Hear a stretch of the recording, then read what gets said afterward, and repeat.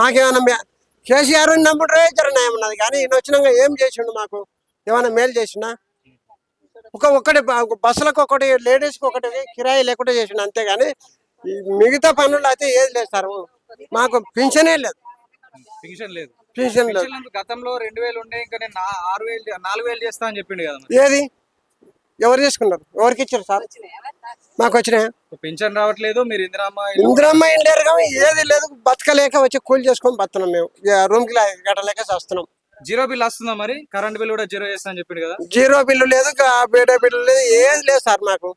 మీ ఇంట్లో 2500 వస్తున్నాయా? అంటే మహిళలకు 2500 ఎవ్వరికి లేవు సార్. రేవంత్ రెడ్డికి మీరు ఏం చెప్పాలనుకుంటున్నారు? మాకు ఏం సాయం చేసిండు రేవంత్ రెడ్డి వచ్చి? మాకేమైనా మేలు చేసిండా? అదే ఏం చేస్తే బాగుంటది? మీకు ఏం కావాలి? మాకు పింఛన్ కావాలి సార్. సన్న బియ్యం తీసుకున్నారా మరి? సన్న బియ్యం నిన్న తెచ్చిండు. మంచిగా అవుతుందా మరి అన్నం? ఏమన్నా ఆ సన్న బియ్యం పోని, మాకు పింఛన్ అయితే కావాలి సార్. ఇంత ముందు ఎప్పుడు సన్న బియ్యం వేయలే కదా రేవంత్ రెడ్డి మొన్న వచ్చి మొన్న నుంచి ఇస్తారు. మూడు రోజులు వచ్చి. అన్నం మంచిగా ఉడుకుతుందా మరి? అన్నమా సంకట అయింది. అంటే మెత్తగా అవుతుంది. అదేంటి మరి నాయకులు అందరు ఇళ్ళకి వెళ్ళి మేము కూర్చొని తిన్నాం మంచిగా ఉంది.